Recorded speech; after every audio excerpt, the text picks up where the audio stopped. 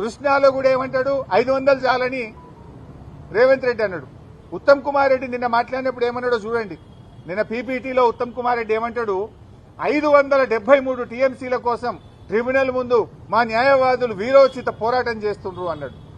నేను రేవంత్ రెడ్డి అజ్ఞాని అనుకున్నా గానీ ఉత్తమ్ కుమార్ రెడ్డి కూడా ఇంత పైలట్ చదువుకున్నడివి, కనీసం 20 నెలలైంది నువ్వు నీళ్ల మంత్రి అయి, గది కూడా అవగాహన తెచ్చుకోకపోతే నేను బాధపడతా ఉన్నా, చింతిస్తా ఉన్నా. ఎందుకు ఈ మాట అంటున్నా అంటే, ట్రిబ్యునల్ ముందు మన అడ్వకేట్లు 763 టీఎంసీలకు వాదనలు వినిపిస్తున్నారు.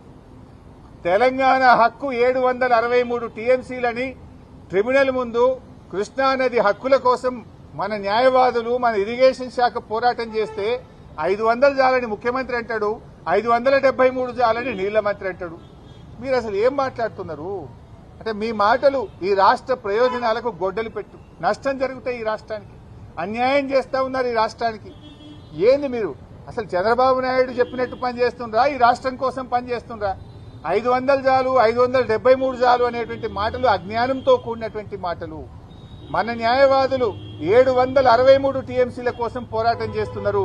ఇంకోసారి అజ్ఞానాన్ని వీడండి, బాగా చదువుకొని డిపార్ట్మెంట్తో మాట్లాడి మీరు మాట్లాడండి.